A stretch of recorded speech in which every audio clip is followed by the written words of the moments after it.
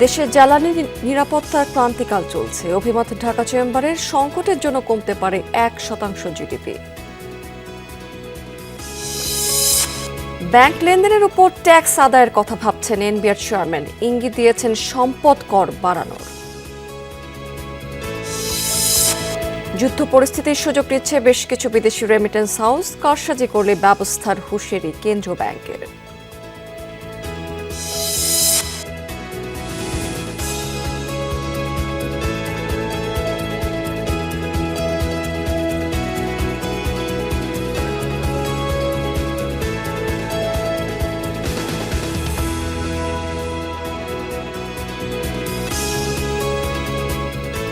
আমন্ত্রণ বিজনেস টুডেতে এতক্ষণ শিরোনাম দেখছিলেন, এবার চলে যাচ্ছে পুরো খবর এবং পুরো সময় জুড়ে আপনাদের সাথে থাকুন রাবেয়া স্মৃতি।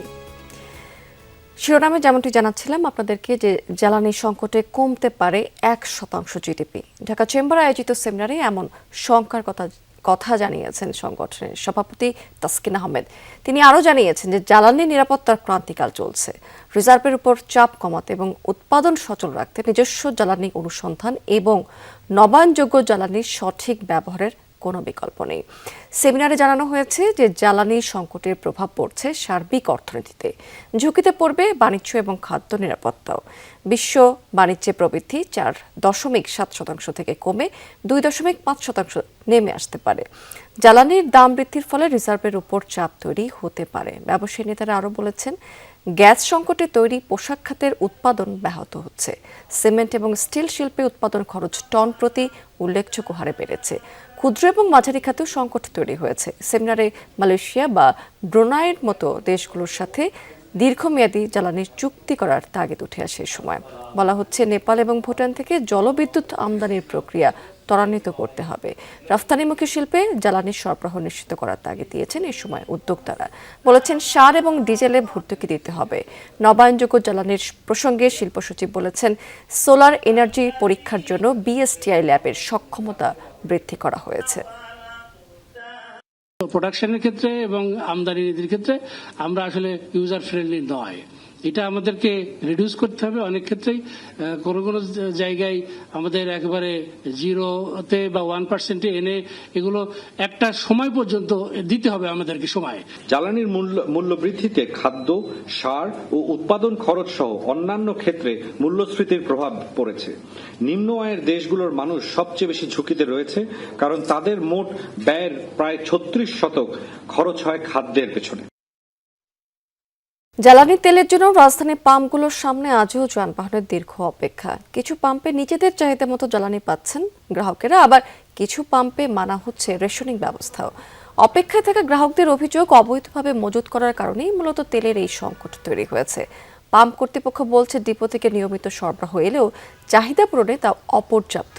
জানিয়েছেন, প্রতিদিন ডিপো থেকে একই পরিমাণে তেল পাচ্ছেন তারা। আগে যে বাইকার 200 টাকার তেল নিতেন, এখন সুযোগ পেলে তিনিও 1000 টাকায় তেল কিনছেন। এ কারণেই আরো প্রকট হচ্ছে জ্বালানি তেলের সংকট। সকাল 8টা থেকে এখানে আসছি সিরিয়াল দেওয়ার জন্য, কিন্তু এখন পর্যন্ত এই পাম্প পর্যন্ত পৌঁছালাম মাত্র। আবার তেল শেষ হয়ে গেছে, আবার এটা আবার আনলোড করবে, তারপরে আবার এখানে তো নজল একটা চলতেছে। সো আমাদের তো ভোগান্তির শেষ নাই। আর কখন দেয় সেটা সবসময় একরকম স্থির থাকে না, একটু ভ্যারিয়েশন হয়, এটা একটা প্রবলেম। তারপরে অনেক সময় ওয়ার্কিং আওয়ার পুরোটাই অর্ধেকের বেশি চলে যায় তেল নেওয়ার ক্ষেত্রে।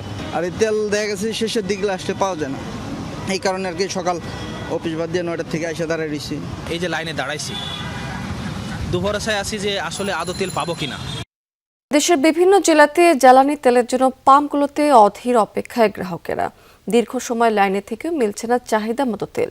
রেশনিং পদ্ধতিতে তেল বিক্রি হওয়াতে ক্ষুব্ধ গ্রাহকেরা। আবার পাম্পের সরবরাহ ফুরিয়ে যাওয়ায় অনেকে ফিরছেন খালি হাতে। রংপুর, রাজশাহী, খুলনা, চট্টগ্রাম, ময়মনসিংহ বিভাগের বিভিন্ন পাম্পে ঘুরে এই একই চিত্র দেখা গেছে। সাময়িকভাবে বন্ধ রয়েছে অনেক ফিলিং স্টেশনগুলো। পেট্রোল আর অকটেনের সংকটই সবচেয়ে বেশি। চাহিদার তুলনায় কম মিলছে ডিজেলও। গ্রাহকদের অভিযোগ, অসাধু ব্যবসায়ীদের পাশাপাশি ব্যক্তি পর্যায়েও জ্বালানি তেল মজুত করায় সংকট কাটছে না। ডিপো এবং পাম্পগুলোতে তেল বিক্রিতে যথাযথ নজরদারির দাবি জানিয়েছেন তারা। এদিকে ফিলিং স্টেশন মালিকরা বলছেন যে ডিপো থেকে যে পরিমাণ তেল মিলছে, চাহিদা বেড়ে যাওয়াতে তা খুব দ্রুতই ফুরিয়ে যাচ্ছে। কোথাও যাইতে পারি না এই তেলের সংকটের কারণে।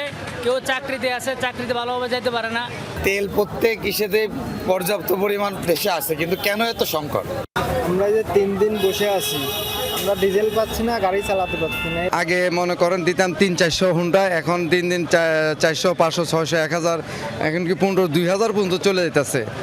অতিরিক্ত সম্পদশালীদের কাছে ট্যাক্স বাড়ানো এবং ব্যাংক লেনদেনের উপর কর আদায়ের বিষয়ে ভাবছে রাজস্ব বোর্ড। সকালে চট্টগ্রাম সার্কিট হাউসে বাজেট বিষয়ক মতবিনিময় সভায় এমন তথ্য জানিয়েছেন এনবিআর চেয়ারম্যান আব্দুর রহমান খান। প্রান্তিক জনগোষ্ঠীর জন্য সুযোগ সুবিধা বৃদ্ধি এবারের বাজেটের অন্যতম উদ্দেশ্য উল্লেখ করে এনবিআর চেয়ারম্যান আরও বলেছেন, ছোট বড় সরকারি প্রকল্পকে ট্যাক্সের আওতায় আনতে হবে। এ সময় তিনি বাংলাদেশ ব্যাংকের সাথে সিস্টেম ইন্টিগ্রেশনের পাশাপাশি কাস্টমস বন্ডের অপব্যবহার দূর করতে অটোমেশন সিস্টেম চালুর কথা বলেছেন। কর ফাঁকি এবং ভুয়া অডিট রিপোর্ট প্রদান করা হয় বলেও মন্তব্য করেছেন তিনি। এ সময় অটোমেটিক রিটার্ন এবং ভ্যাট প্রদানের সচেতনতা বৃদ্ধির আহ্বান জানিয়েছেন এনবিআর চেয়ারম্যান। রাজস্ব বোর্ড যা কিছু করবে সবকিছু ডিজিটালাইজ হবে। এটা হলে যেটা হয়, কমপ্লেন গুলো অনেক কমে যাবে। মানুষের ট্যাক্স অফিসে, ব্যাটার অফিসে, কাস্টমস অফিসে যাওয়া লাগবে না। ট্যাক্স পেয়াররা যখন রিটার্ন সাবমিট করবেন, ওনার যে রিফান্ড যেটা হবে সেটা যদি সঠিক হয়, স্ক্রুটনিকে পাওয়া যায়, অটোমেটিক্যালি ওনার ব্যাংক অ্যাকাউন্টে ট্রান্সফার হয়ে যাবে। সংকট না থাকলেও যুদ্ধকে পুঁজি করে অস্থিতিশীল করার চেষ্টা চলছে বৈদেশিক মুদ্রার বাজারে। কিছু ব্যাংকের বিরুদ্ধে বাড়তি দাম নেওয়ারও অভিযোগ রয়েছে, যদিও ব্যাংকাররা বলছেন যে আপাতত চাপ নেই ডলার বাজারে, তাই বিনিময় হার বৃদ্ধির কোনো যৌক্তিক কারণ নেই। তবে রেমিটেন্স হাউসগুলো সুযোগ নিচ্ছে বলে অভিযোগ করেছেন তারা। বাংলাদেশ ব্যাংক বলছে যে ডলারের পর্যাপ্ত সরবরাহ রয়েছে তাদের, দাম নিয়ে কেউ কারসাজি করলে ব্যবস্থা নেওয়ার হুঁশিয়ারি দিয়েছে নিয়ন্ত্রক এই সংস্থাটি। 1.5 বছরের বেশি সময় ধরে স্থিতিশীল ডলার বাজার। চলতি বছরের ফেব্রুয়ারি মাসেও লেনদেন হয় 122 টাকা 30 পয়সার আশেপাশে। সরবরাহ বেড়ে যাওয়ায় দাম স্বাভাবিক রাখতে উল্টো বাজার থেকে ডলার কেনে বাংলাদেশ ব্যাংক। তবে মধ্যপ্রাচ্যে যুদ্ধ শুরুর পর কিছুটা বাড়তে থাকে ডলারের বিনিময় হার। সোমবার ডলার লেনদেন হয় 122 টাকা 93 পয়সায়, অর্থাৎ প্রতি ডলারের দাম বেড়েছে 63 পয়সা।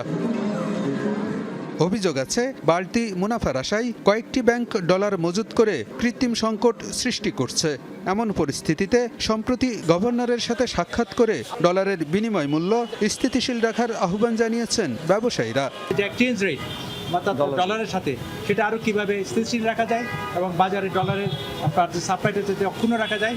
ব্যাংকাররা বলছেন, ডলার বাজারে আপাতত কোনো চাপ নেই, তবে রপ্তানি কমতে থাকলে এবং রেমিটেন্স প্রবাহ কমে গেলে সংকট দেখা দিতে পারে। যুদ্ধ পরিস্থিতিতে বিদেশি রেমিটেন্স হাউসগুলো সুযোগ নিচ্ছে বলেও অভিযোগ করেন তারা। রেমিটেন্স হাউস যারা আছে তারা দেখছে এটা একটা সুযোগ, তারা কিন্তু এখন রেটটা বাড়িয়ে দিয়েছে এবং কিছু কিছু ব্যাংক আবার হয়তো এই বাড়তি রেট দিয়ে রেমিটেন্স টেনেছে। নেট এনওপি $1 বিলিয়ন উপরে আছে, আমার ফরেন এক্সচেঞ্জ ব্যালেন্স আছে অ্যাজ পার বিপিএম 66 আছে আপনার $29 বিলিয়ন, আর এমনি যদি গ্রস হিসাব করি $33 বিলিয়ন। সেই হিসাবে আমার খুব একটা এখন এই মুহূর্তে চাপ নাই। আকুর দায় পরিশোধের পরও বাংলাদেশ ব্যাংকে বৈদেশিক মুদ্রার মজুদ আছে $34.35 বিলিয়ন। বাণিজ্যিক ব্যাংকের কাছে আছে আরও $1 বিলিয়ন উপরে। মার্চে রেমিটেন্স এসেছে $4 বিলিয়ন। সব মিলিয়ে সরবরাহে কোনো ঘাটতি নেই, তাই ডলারের দাম বৃদ্ধির কোনো কারণ নেই বলেও মনে করছে বাংলাদেশ ব্যাংক। সাপ্লাই দিক থেকে আমাদের কোনো নাই, কেন্দ্রীয় ব্যাংকও এখান থেকে নিচ্ছে না। শুধু এখানে প্যানিক হওয়ার কিছু নেই। এখানে কোনো ব্যাংক হয়তো আমরা যেটা শুনতে পেরেছি সেগুলো আমরা একেবারে ইনডেপথ এটা পরিদর্শন করবে আমাদের ইন্সপেকশন টিম। তারা কিছু কিছু গ্রাহককে এটা বলছে যে সামনে বাড়তে পারে, আপনারা আগে থেকেই সেটা এটা ফরওয়ার্ডে সেগুলোকে সেল করছে, গ্রাহককে বলছে এটা কেনার জন্য, কিন্তু এটার এগেনস্টে কোনো প্রকার ওরা বাইং রাখছে না। সুতরাং এই ধরনের ঝুঁকি না নেওয়ার জন্য আমরা ব্যাংকগুলোকে পরামর্শ দিচ্ছি এবং এই ধরনের যদি কেউ কিছু করে থাকে তাহলে এগুলো আমরা পরিদর্শনের মাধ্যমে সেগুলো ফাইন্ড আউট করবো এবং প্রয়োজনীয় ব্যবস্থা নেব। ডলারের বিনিময় হার স্থিতিশীল রাখতে প্রয়োজনীয় সব উদ্যোগ নেওয়ার কথাও জানিয়েছে বাংলাদেশ ব্যাংক। আলমগীর হোসেন, যমুনা নিউজ, ঢাকা। চট্টগ্রামে মশলার বাজারে ঝাঁজ বেড়েই চলেছে। দেশের সবচেয়ে বড় পাইকারি বাজার খাতুনগঞ্জে মশলা জাতীয় সব পণ্যের দাম এখন ঊর্ধ্বমুখী। এজন্য 4টি কারণ বলছেন আমদানিকারকরা: ডলার সংকট, আমদানি খরচ বৃদ্ধি, বৈশ্বিক অস্থিরতা এবং সরবরাহ স্বল্পতাকেই দুশ্চিন্তারা।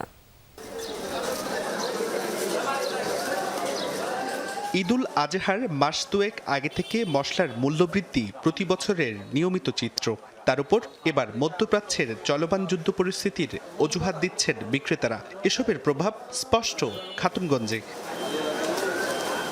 ব্যবসায়ীদের দাবি, জ্বালানি সংকটে ব্যাহত হচ্ছে পরিবহন, সরবরাহে প্রভাব পড়ায় বেড়েছে মশলা জাতীয় পণ্যের দাম।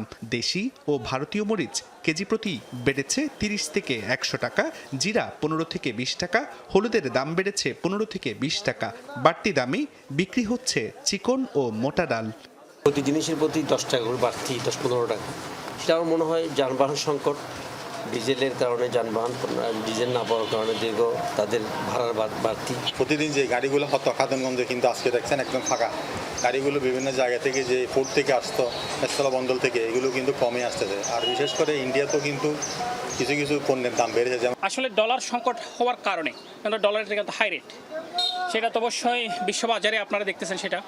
সে তো আপনার এখন গিয়ে ওই ইন্ডিয়ার মরিচটা গিয়ে হাই রেট হয়ে যাচ্ছে। আমদানিকারকদের দাবি, ডলার সংকট এবং বৈশ্বিক অস্থিরতার কারণে আমদানি খরচ বেড়েছে কয়েক গুণ, ফলে দাম নিয়ন্ত্রণে রাখা যাচ্ছে না। মরিচের দাম বৃদ্ধি বলতেছে, এটা আসলে ফলনটা কম হওয়ার কারণে দামটা বাড়তি। তার সাথে আছে আপনার ডলার সংকট আর জ্বালানি পরিবহন সেক্টরে একটা অস্থিরতা। হলুদের দাম বেড়েছে প্রায় 20 থেকে 25 টাকা, মরিচার দাম বেড়েছে প্রায় 25 থেকে 30 টাকায়, এবং প্রায় পণ্যের দাম বেড়েছে। এবং আমরা মনে করছি যে যদি এটা যুদ্ধ বা এই আমদানির যে সংকট সেটি যদি দীর্ঘায়ী হয়, তাহলে আগামী ঈদুল আজহা উপলক্ষে যে মশলার যে চাহিদা সেটি অনেকাংশে ঘাটতি থাকবে। হঠাৎ করে মূল্যবৃদ্ধিতে বিপাকে ভোক্তারা। কোরবানি ঈদের আগে মশলার বাজার নিয়ন্ত্রণে তদারকি জোরদারের দাবি তাদের। বেশি হলেও যখন আমার ইমার্জেন্সির দরকার, এটার জন্য আমি কম্প্রোমাইজ উইথ কম্পিটিশন করতে পারছি না। বাজার একটু জিনিসপত্রের মশলাপাতির দাম বেশি দেখতেছি এখন। মনে করেন আমরা হাত পা বাঁধা, আমাদেরকে তো খরিদ করে খেতে হবে। হয়তো আমরা যেখানে আগে 1 কেজি প্রয়োজন ছিল, সেখানে আমরা এখন কি হাফ কেজি নিচ্ছি। ব্যাপারটা হচ্ছে এতটুকু, আমরা কমাই আসতেছি, সাশ্রয়ী আমাদের নিজেরটা করতেছি। সুবাইর রিফাত, যমুনা নিউজ, চট্টগ্রাম। দর্শক, এবার জানিয়ে দেবো আজকের পুঁজিবাজার লেনদেনের লাস্ট আপডেট আছে। কিন্তু আমরা সকাল থেকে দেখতে পাচ্ছি নিম্নমুখী প্রবণতা বিরাজ করছে পুঁজিবাজারে। আজকে লেনদেন শুরুর ঘন্টাখানে 11টার মধ্যে আমরা দেখতে পেয়েছি সূচকের কিছুটা আপ ডাউন থাকলেও 11টার পর থেকে কিন্তু মূলত সূচকটা আসলে পতন হতে থাকে, এবং সেই ধারাবাহিকতা বজায় রেখে আজকে সারাদিন ধরেই আজকে ডিএসসি ব্রড ইন্ডেক্স সেটি আজকে দিন শেষে 60 পয়েন্টের মতো কমেছে, এবং এই সূচকটি 5257 পয়েন্ট অবস্থান করছে। অন্য দুটি সূচকেরও একই অবস্থা আমরা দেখতে পাচ্ছি। ডিএসসি এস সূচক সেটিও 12 পয়েন্টেরও বেশি কমে 1063 পয়েন্টে রয়েছে। 30 সূচক সেটি 2002 পয়েন্টে রয়েছে, 23 পয়েন্টের মতো কমে টোটাল ট্রেড করেছে আজকে ঢাকার শেয়ার বাজার 776 কোটি 86 লাখ টাকা শেয়ার। এবং আজকে দেখতে পাচ্ছি সকাল থেকে কিন্তু বেশিরভাগ প্রতিষ্ঠানের শেয়ারের দামেরও পতন হয়েছে। 306টি কোম্পানির শেয়ারের দাম আজকে টোটাল ঢাকার শেয়ার বাজারে কমেছে, 70টি প্রতিষ্ঠানের শেয়ারের দাম বেড়েছে এবং 14টি কোম্পানির শেয়ারের দাম অপরিবর্তিত রয়েছে। দেখেছি টপ ট্রেডে কি অবস্থা। আজকে খান ব্রাদার্স পিপি ওভেন এটি প্রথম অবস্থানে আছে এবং দিন শেষে টোটাল ট্রেড করেছে 41 কোটি 36 লাখ টাকার শেয়ার। এবং এই কোম্পানি কিন্তু আজকে সকাল থেকে ট্রেড হচ্ছে 53 থেকে 55 টাকার মধ্যে, লাস্ট প্রাইস ছিল কিন্তু 53 টাকা 50 পয়সা। একমি পেস্টিসাইডস এটি দ্বিতীয় অবস্থানে আছে 30 কোটি 50 লাখ টাকার মধ্যে সে টোটাল ট্রেড করে। 24 কোটি 37 লাখ টাকা কিছু বেশি লেনদেনের লাভেলো এটি তৃতীয় অবস্থানে আছে আজকে টপ ট্রেডে।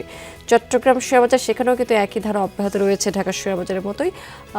আজকে দিন শেষে সার্বিক সূচক যেটি সিএসপিআই সেটি 44 পয়েন্টের মতো কমেছে এবং 14,773 পয়েন্টে এই সূচকটি অবস্থান করছে। সিএসসিএস এবং সিএস 30 সূচকও কিন্তু যথারীতি কমেছে। আজকে লেনদেন হয়েছে প্রায় আমরা দেখতে পাচ্ছি 110 কোটি 57 লাখ টাকার মতো শেয়ার টোটাল ট্রেড করেছে সিএসসি। এবং আজকে সকাল থেকে 195টি প্রতিষ্ঠানের ট্রেড হয়েছে, এর মধ্যে এখানেও কিন্তু বেশিরভাগ প্রতিষ্ঠানের শেয়ারের দাম কমে গেছে। 107টি কোম্পানির শেয়ারের দাম কমেছে, 73টি দাম বেড়েছে এবং 15টি কোম্পানির শেয়ারের দাম অপরিবর্তিত রয়েছে। দর্শক, এই ছিল আমার হাতে পুঁজিবাজারের লাস্ট আপডেট এখন পর্যন্ত। আমরা অন্য প্রসঙ্গে চলে যাচ্ছি। ইরান যুদ্ধ আপাতত থামলেও এখনো পর্যন্ত পুরোপুরি স্বস্তি ফিরছে না জ্বালানির বাজারে। যুদ্ধবিরতি ঘোষণার পরদিনই ক্রুড অয়েলের দাম এক লাফে প্রায় 15% মতো কমে গেছে, তবে এখনো পর্যন্ত তা আগের তুলনায় অনেক বেশি। হরমুজ প্রণালীর নিরাপত্তা নিয়ে এখনও অনিশ্চয়তায় জাহাজ মালিকরা। স্থায়ী যুদ্ধবিরতি নিয়েও রয়েছে এক ধরনের শঙ্কা। এমন বাস্তবতায় ইন্টারন্যাশনাল এয়ার ট্রান্সপোর্ট অ্যাসোসিয়েশনের সতর্কবার্তা যে জ্বালানির বাজার আগের অবস্থায় ফিরতে লেগে যেতে পারে দীর্ঘ সময়। ইরান যুক্তরাষ্ট্র যুদ্ধবিরতির ঘোষণা দেওয়ার পর অপরিশোধিত তেলের দাম এক লাফে কমে প্রায় 15%, যা 1991 সালের উপসাগরীয় যুদ্ধের পর একদিনে তেলের দামে সবচেয়ে বড় পতন। বৈশ্বিক জ্বালানির মোট সরবরাহের 20% পরিবহন হয় হরমুজ প্রণালী দিয়ে, যা কার্যত বন্ধ করে দিয়েছিল ইরান, যার জেরে বৈশ্বিক তেলের বাজারে তৈরি হয় চরম অস্থিরতা। আন্তর্জাতিক বাজারে ব্রেন্ট ক্রুড অয়েলের দাম উঠেছিল ব্যারেল প্রতি $128 পর্যন্ত। যুদ্ধ বন্ধ হওয়ায় দাম $100 নিচে নামলেও তা গত ফেব্রুয়ারির তুলনায় অনেক বেশি। যুদ্ধের আগে অপরিশোধিত তেলের দাম ব্যারেল প্রতি $70 থেকে $73 মধ্যে ছিল। জ্বালানির বাজার সংশ্লিষ্টরা বলছেন তেলের দাম স্বাভাবিক হতে আরও সময় লাগবে, আর বাজারের স্থিতিশীলতা পুরোটাই নির্ভর করছে ইরান যুদ্ধের ভবিষ্যতের উপর। স্থায়ীভাবে সংঘাত বন্ধ না হলে আবারও $100 ছাড়াতে পারে দাম, এমন শঙ্কা করা হচ্ছে। এখনও হরমুজের ভবিষ্যৎ নিয়ে রয়েছে অনিশ্চয়তা। ইরান জলপথটিতে জাহাজ চলাচলে কোনো শর্তারোপ করে কিনা সেটি এখনও স্পষ্ট নয়। গুরুত্বপূর্ণ এই জলপথ নিয়ে সুস্পষ্ট নীতিমালা না হলে অথবা জাহাজ মালিকদের আস্থার সংকট তৈরি হলে তেলের দাম আবারও বাড়বে বলে মত বিশ্লেষকদের। যুক্তরাষ্ট্রের এনার্জি ইনফরমেশন অ্যাডমিনিস্ট্রেশনের পূর্বাভাস অনুযায়ী মধ্যপ্রাচ্যে স্থায়ী শান্তি প্রতিষ্ঠা হলে এই বছরের শেষ নাগাদ অপরিশোধিত তেলের দাম নামতে পারে $88। ইন্টারন্যাশনাল এয়ার ট্রান্সপোর্ট অ্যাসোসিয়েশনের সতর্কবার্তা, পরিস্থিতি স্বাভাবিক হলেও জ্বালানি সরবরাহ দাম স্বাভাবিক হতে লেগে যাবে কয়েক মাস। যুদ্ধবিরতি ঘোষণার সাথে সাথে অপরিশোধিত তেলের দামে বেশ বড়সড় পতন ঘটেছে। এই ঘোষণার কিছু প্রাথমিক প্রভাব তো আছেই, কিন্তু আমাদের আবারও কাঙ্ক্ষিত অবস্থায় ফিরে যেতে কয়েক মাস সময় লাগবে। গত এক মাসে জ্বালানি সরবরাহে যে পরিমাণ বিঘ্ন ঘটেছে তা কাটিয়ে উঠতে আমদানি নির্ভর দেশগুলোর দীর্ঘ সময় লেগে যাবে বলে মত বিশ্লেষকদের। মোস্তফা মাহমুদ, যমুনা নিউজ। দর্শক, এই ছিল বিজনেস টুডে এখনকার আয়োজনে। এতক্ষণ সঙ্গে থাকার জন্য ধন্যবাদ আপনাদের সবাইকে।